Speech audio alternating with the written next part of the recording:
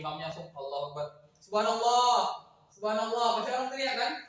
Karena orang ngira baca surah yang lain selain Al-Fatihah itu rukun, padahal itu bukan. Rukun itu Al-Fatihah. Jadi kalau imamnya baca Al-Fatihah, dia langsung ruku, itu sah, boleh. Atau bahkan yang beberapa video tuh waladhdallin, amin, bismillahirrahmanirrahim, yasin, Allahu Akbar, sah nggak? Jadi cuma baca surah yasin, yasin, Allahu Akbar, langsung ruku, sah nggak? Sah nggak? Satria sah nggak? Jadi cuma baca yasin. Atau tadi misalnya waladhdallin, amin, bismillahirrahmanirrahim, alif lam mim, Allahu Akbar, sami'allahu liman hamidah. Kira sah nggak? Satria sah nggak? Hah? Sah. Kenapa bisa sah? Kenapa Satria sah? Malas bacanya, bukan lah. Karena dia udah baca Al-Fatihah. Rukunnya itu ada di Al-Fatihah. Yang perempuan boleh di rumah sholat cuma baca Al-Fatihah, boleh nggak? Boleh. Cuma adabnya kurang sopan ya. Masa sama Allah, naudzubillah, sholat nggak boleh kayak gitu. Harus benar-benar. Kalau satu surah baca. Kalau misalnya satu juz, ya satu juz. Kalau misalnya Al-Baqarah, kalian baca surahnya di tanda ainnya, satu ruku. Karena ada di Al-Quran tuh ada tanda ain di pojokan ini kan. Itu artinya satu ruku. Di situ kalau kalian mau baca Al-Baqarah, rukunya di situ. Yang ada tanda ainnya. Artinya satu ruku. Atau adalah cara-cara berhenti lainnya dalam surah-surah panjang. Kalau An-Nas jangan. An-Nas Al-Ikhlas jangan dipotong-potong. Bismillahirrahmanirrahim, qul a'udzu birabbin nas, Allahu Akbar. Rakaat kedua, Bismillahirrahmanirrahim, malikin nas, Allahu Akbar juga boleh. Itu ngomong main-main dalam agama tuh haram dalam Islam. Hendaknya kita belajar hal seperti itu. Lalu yang ke 5, ruku serta tumaninah. Ini tadi yang ruku tumaninah. Punggungnya harus lurus dulu. Jangan belum nyentuh Allahu Akbar, belum nyentuh lutut. Masih gerak-gerak. Harus tenang dulu, udah tenang. Tek, udah mantep, ini baru subhanallahiyal azim. Baru dia baca doa. Begitu juga jangan sampai doanya belum selesai. Subhanallahiyal azim sampai Allah. Dia masih ngucapin subhanallahiyal azim yang ketiga, tapi dia sambil berdiri. Subhanallahiyal azim sampai Allah. Sah nggak? Enggak sempurna ya sholatnya. Selesaikan dulu. Subhanallahiyal azim. Udah selesai 3 kali baru berdiri, sami Allahu liman hamidah, Rabbana lakal hamd. Jadi nggak boleh baca doa pas lagi gerak, udah berhenti baru dia baca doanya. Begitu juga sujud. Subhanallah, sami Allah. Jangan bergerak ini subhanallah, tapi dia masih sujud sambil masih gerak baca doa, jangan. Kalau sujud baca doa subhanallah, bangun baru Allahu Akbar, baru duduk yang benar. Lalu i'tidal. Tahu nggak i'tidal apa? Apa i'tidal? Ya, sami Allahu liman hamidah. Yang berdiri gini tadi ya. Ini i'tidal. Lalu, nah i'tidal ada beberapa cara. Nih, i'tidal ya. Sami Allahu liman hamidah sambil ngangkat tangan. Ada juga seperti ini, sami Allahu liman hamidah. Juga angkat tangan. Emang sholat kalau nggak boleh kakinya terbuka lebar. Ya. Kakinya sejajar bahu lebarnya. Nggak boleh terlalu lebar. Nggak boleh terlalu rapat. Harus sejajar bahu. Lurus kakinya nggak boleh terlalu lebar gini. Nggak boleh terlalu ke dalam. Lurus saja kakinya. Dan disunahkan memang kalau berjamaah tuh nempel, deketan sama temannya gini, agar hati kita saling mencintai, nggak bermusuhan. Jangan kita jaga jarak, ada yang sopnya ke depan, ada yang ke belakang, ada yang jauh, ada kosong.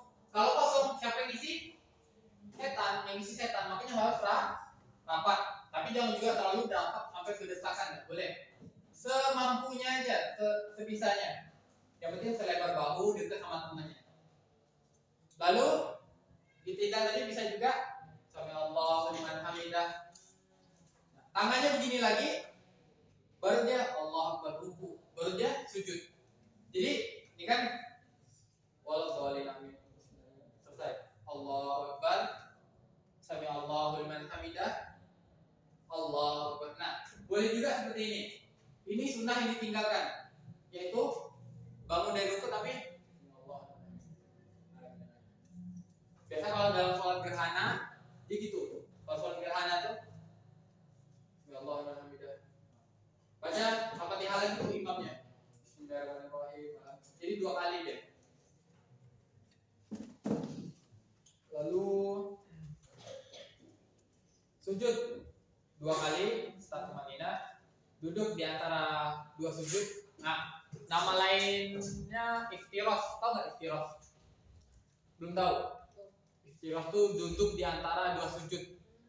Allahu Akbar, Allahu Akbar. Nah, jadi duduk itu. Lalu duduk tasyahud akhir, tawarruk. Namanya tawarruk. Lalu membaca tasyahud akhir, baca sholawat, dan mengucapkan salam pertama dan tertib. Yang ketiga, syarat dan rukun khutbah Jumat. Ini buat orang-orang yang khotib ya. Tapi kalian harus tahu juga. Jadi kalian bisa bedain, oh ini khotibnya ini syarat dan rukunnya belum terpenuhi. Artinya belum, dia nggak boleh jadi khotib dulu. Misalnya mengenai waktunya dari matahari tergelincir, khotib hendaknya berdiri. Pernah Ustaz tuh di salah satu masjid khotibnya itu pas azan. Khotib kan maksudnya naik ke mimbar. Kan azan. Ketika azan khotib itu berdiri atau duduk? Ketika azan. Harusnya duduk kan? Pernah Ustaz tuh ada khotib tuh dia nggak duduk, berdiri. Berdiri. Selesai azan dia langsung khutbah. Nah itu orang yang harus tahu ya syarat sah rukun. Pernah juga ada khotib cuma 1 kali khutbah. Biasanya khotib diri, khutbah, duduk kan, berdiri lagi, khutbah terus doa. Ada khotib tuh dia berdiri gini, khutbah, langsung baca doa, langsung jadi imam. Nah, hendaknya kita harus tahu ya hukum-hukumnya, cara-cara sahnya, jangan sampai kita keliru. Dengan suara keras, nggak boleh orang khotib suaranya jamaah dirahmati Allah. Akhirnya tidur nggak? Tidur orang kan? Atau panjang, nggak boleh khutbah lama-lama. Khutbah tuh nggak boleh lama-lama. Khutbah tuh pendek, singkat, padat, tapi sampai terasa. Karena biar orang meningkat iman dan takwa. Bukannya cerita panjang lebar sana sini bahas. Orang akhirnya tidur, apalagi suaranya pelan. Mikrofonnya jelek, volumenya lemah. Suci dari hadas, ini harus ya, menutup aurat ya. Lalu rukunnya yang pertama memuji Allah. Maka kalian dengarkan khotib, jangan sampai khotib dia nggak puji Allah, dia nggak bilang alhamdulillah atau innalhamdulillah, segala puji bagi Allah. Tiba-tiba dia langsung Allahumma shalli ala Muhammad. Berarti dia tidak memenuhi rukun, maka nggak sah sholat imannya. Yang kedua mengucapkan syahadat.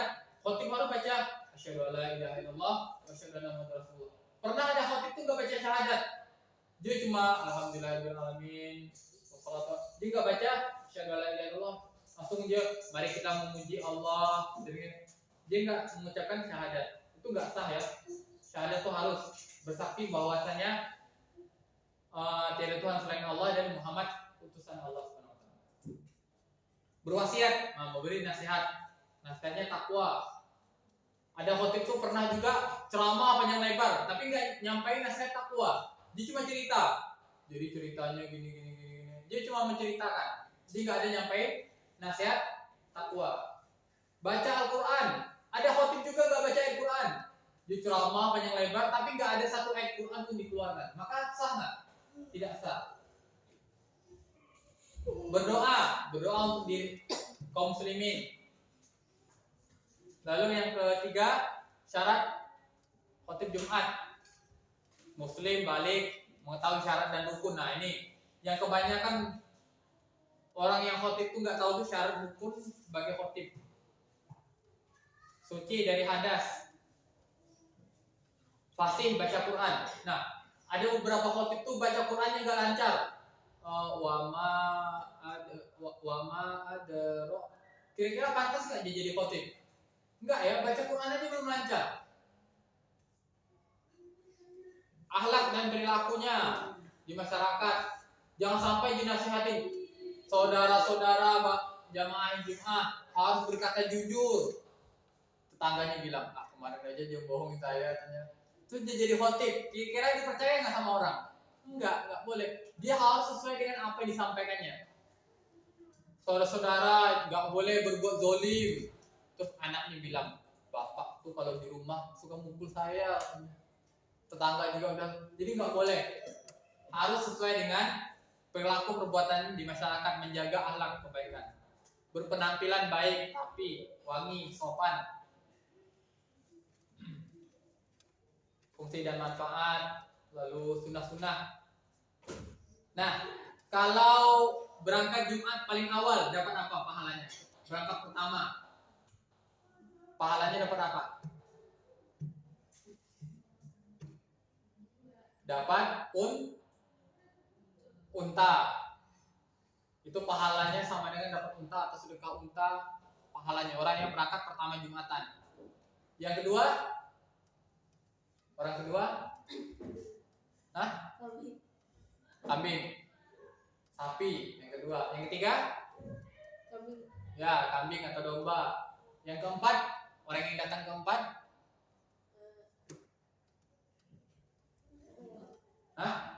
domba, ayam. Yang keempat ya. Yang kelima, tulang ayam. Ikan. Ya, yang kelima itu telur ayam. Itu yang terakhir. Itu yang kelima nih udah buku catatan udah mau ditutup tuh sama malaikat. Jadi setiap kita datang, malaikat itu nunggu ya di depan pintu masjid tuh. Nyatetin nama setiap orang yang datang. Kalau khotib udah naik ke mimbar, Assalamualaikum warahmatullahi wabarakatuh. Khotib itu naik duduk gitu. Itu malaikat nutup catatan namanya, malaikat ikut duduk dengerin khotib ceramah. Jadi kalau kalian datang, khotibnya udah duduk, itu udah nggak dicatat lagi namanya. Istilahnya sholat Jumatnya gimana ya? Udah nggak dicatat lagi sama malaikat. Jadi diusahakan datang bu, kalau bisa ya dapat unta. Kalian kalau Idul Adha kalian pernah nggak berkorban seekor kambing? Pernah nggak? Belum ya? Nah, mau nggak dapat pahalanya? Mau kan? Caranya gampang kan, yaitu apa? Datang lebih awal. Kalian datang nih, masjid masih sepi nih. Saya orang pertama ini. Berarti kalian dapat apa? Dapat unta. Tiba-tiba satria datang. Cepet-cepet nih datang. Aduh, udah keduluan. Udah Ibrahim duluan. Lumayan lah dapat sapi gitu kan. Terus Mufid Hilmi datang. Yang ketiga dapat apa? Kambing. Dapat kambing, lumayan lah kurban buat tahun ini kan, dapat ekor kambing gitu kan. Ada juga yang mengatakan maksudnya di sini pembagian waktu. Pembagian waktu dari habis subuh. Misal sholat subuh itu jam 4 sampai jam 5 ya. Artinya dari jam 5 sampai jam 12 dibagi waktunya. Misalnya dari jam 5 ini sampai jam 7 yang datang duluan sebelum jam 7 itu dapat sapi. Dapat unta. Jam 8 ini yang dapat sapi. Jam 9 yang datang jam 9 itu dapat kambing. Yang jam 10 dapat ayam. Yang datang jam 11 dapat telur ayam. Contoh itu pembagian berdasarkan waktu. Atau bisa juga tadi tuh yang berdasarkan orang. Yang orang duluan yang datang ke masjid Misalnya dia datang jam 10 dia udah duluan. Nah, mudah-mudahan itu kalau nggak dapat unta, dapat sapi, mudah-mudahan dapat kambing. Yang penting jangan jam 12 datangnya. Apalagi datangnya udah iqomah. Nauzubillah min dzalik. Lalu selanjutnya sunnah-sunnah di hari Jumat. Apa sunnah-sunnah hari Jumat? Mandi. Apalagi? Memakai pakaian yang rapi, wangi atau bagus. Terus apalagi? Mencukur rambut atau jenggot, kumis. Jenggot jangan ya. Motong kuku. Tapi ada juga yang mengatakan enggak termasuk ya. Motong kuku itu ada yang mengatakan bebas. Tapi ada yang mengatakan enggak. Jumat juga bagus. Dan enggak boleh tadi tuh beda-bedain hari. Enggak boleh motong kuku hari Rabu. Nanti kamu kalau hari Rabu rezekinya serot. Enggak boleh. Enggak ada yang nuntun rezeki itu Allah, bukan karena motong kuku. Lalu apalagi membaca surah bukan. Sunnah-sunnah hari Jumat membaca Al-Kahfi atau biasanya di kalangan orang-orang yang lainnya ada yang baca Yasin ya. Tapi yang ada sunnahnya itu baca Al-Kahfi atau ada juga yang baca surah Yasin malam Jumat. Lalu memperbanyak sholawat, membaca sholawat Allahumma sholli ala Sayyidina Muhammad. Lalu berjalan kaki ke masjid ya. Ya pakai motor dihitung juga pahalanya. Roda bannya kan muter kan. Atau yang bensinnya kan dihitung juga. Lalu datang lebih awal ke masjid.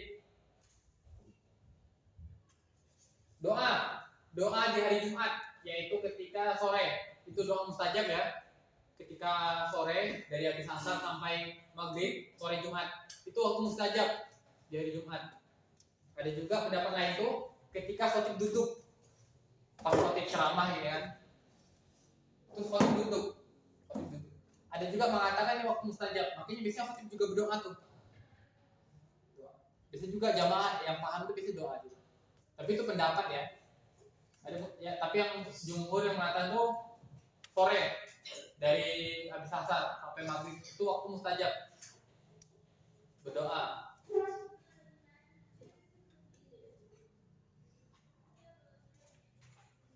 Lalu selanjutnya halangan nih udur. Oke, langsung kita ke bab 6 aja.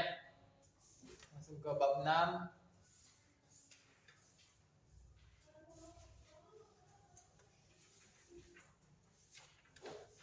Sholat jamak dan qashar. Yang akhwat yang udah pernah ya sholat jamak? Belum. Yang ikhwan pernah jamak qashar? Belum. Jamak qashar itu jamak itu digabungkan. Misalnya sholat zuhur sama asar digabungkan jamak. Qashar itu dipotong. Sholat zuhur kan 4, itu bisa jadi 2. Sholat asar itu kan 4, bisa jadi 2 juga. Jadi dia mengerjakan sholat zuhur itu cuma 2 rakaat, asar 2 rakaat. Jadi dia misalnya ngerjainnya jam 1 atau jam 12. Dia langsung berdiri iqomah. Nah, kalian juga yang perempuan ya, kalau kalian ngerjain sholat wajib di rumah harus pakai azan iqomah. Kalau nggak bisa azan minimal iqomah. Jadi Allahu Akbar, sholat di rumah atau yang laki-laki sholat di masjid, kalau sendiri yang udah ketinggalan itu tetap pakai iqomah. Kenapa harus pakai iqomah? Membedakan mana sholat wajib, mana sholat sunnah. Kalau sholat sunnah perlu nggak iqomah? Nggak perlu. Misal kalian sholat duha tadi pagi, nggak pakai iqomah kan? Nah, begitu juga misalnya perempuan nih, kalian nanti sholat zuhur, misal kalian nggak berjamaah kan, sendiri mungkin kan. Nah, kalian iqomah dulu.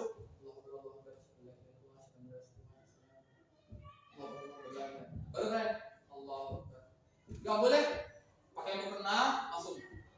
Allah. Nah, apa bedanya sama sholat sunnah? Harus dibedakan. Dan perempuan diusahakan juga berjamaah. Kalau sendiri pahalanya satu. Kalau berjamaah pahalanya 27. Beda nggak? Beda. Bisa Bapak kasih kalian uang 1 juta dengan Bapak kasih 27 juta. Mau milih mana? 27 juta lah, lebih untung. Nah, dalam hal itu aja kalian udah untung rugi. Masa dalam hal ini kalian ragu-ragu? Jadi iqomah. Yang laki-laki juga kalau terlambat nanti sholatnya tetap pakai iqomah ya. Allahu Akbar. Kalau bisa dikeraskan, biar temennya tahu, oh dia ini lagi sholat wajib, sehingga dia bisa nepuk bahu. Kalau laki-laki berjamaah ya imamnya di depan. Kalau perempuan berjamaah, makmum imamnya itu cuma maju selangkah dikit aja. Yang jamaahnya nggak mesti kayak laki-laki di depan gitu enggak. Dia cuma sedikit di depan aja. Nah itu jadi imam. Lalu ya jamak kosong nih hadiah ya dari Allah untuk kita orang-orang safar. Kalau nanti kalian perjalanan naik kendaraan gitu, misalnya juga nggak ada air, tayamum. Misal kalian di pesawat atau di kereta, tapi sekarang gampang, waktu perjalanan cepet, nggak perlu air juga di mana-mana. Ada nggak perlu harus pakai tayamum, pakai debu. Pengertian jamak, dalilnya ya jamak itu kumpulan atau gabungan. Lalu sholat seperti ini hukumnya mubah, boleh selama memenuhi syarat-syarat sah jamak.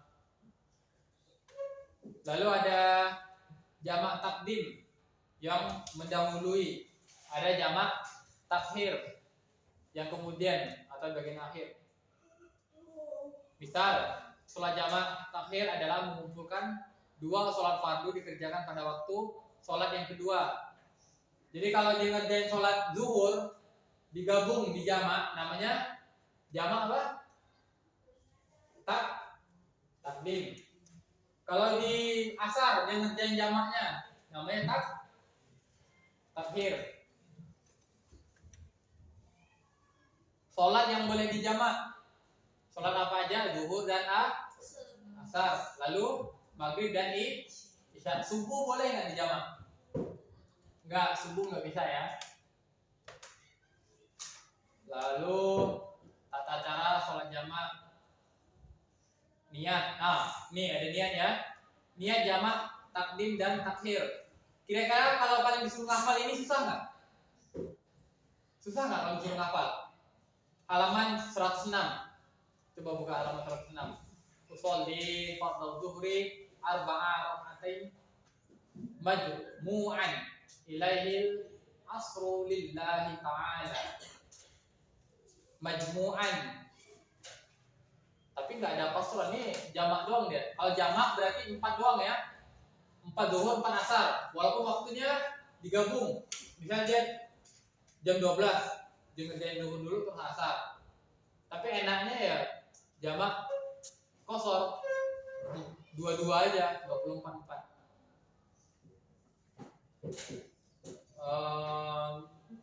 Ya di sini kalau kalian nggak hafal, ya niat cukup di hati. Insya Allah lebih mudah. Pengertian qasar. Qasar itu ringkas ya, diringkas. Tadinya 4 jadi 2. Kalau maghrib kan 3. Gimana ringkasnya? Jadi berapa?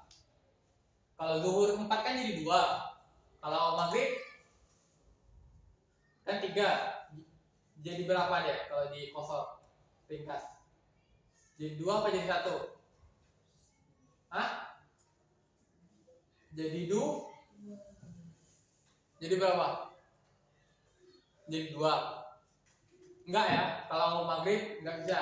Maghrib tetap di 3, enggak bisa dikurangin. Jadi kalau kalian perjalanan, kalian ke Bandung, kemana gitu jauh. Nah, Bapak sholat maghrib dulu. Maghrib, Allah, 3 rakaat. Udah iqamah, bawa berdiri lagi.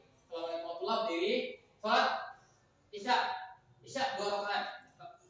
Iqamah dulu Allahu Akbar. La ilaha illallah. Salat cukup 2 rakaat. Salat Isya. Maghrib 2, maghrib 3, Isya 2. Lalu tata cara pelaksanaan sholli fardhu zuhri raka'ataini qasran majmu'an. Nah, ini digabung qasar dan jamak. Hikmahnya menunjukkan kemurahan Allah Subhanahu wa taala. Bahwa kita perjalanan jauh sampai. Salam warahmatullahi masuk. Ya, masuk.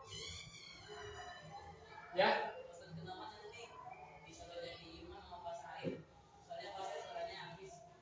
Pak Said suaranya habis. Jadi imam. Yang azan siapa? Yang azan? Saya. Nanti azan ya. Isi lagi suaranya ya. Oke, nanti kita masuk ke bab 7, sholat dalam keadaan darurat. Kita bahas nanti pekan depan. Kita mulai memang dari bab 7, nanti PTS juga sekitar bab 7. Ya, kita akhiri dengan alhamdulillah dan doa majelis. Alhamdulillahirabbil alamin. Subhanallah wa bihamdihi. Asyhadu an la ilaha illa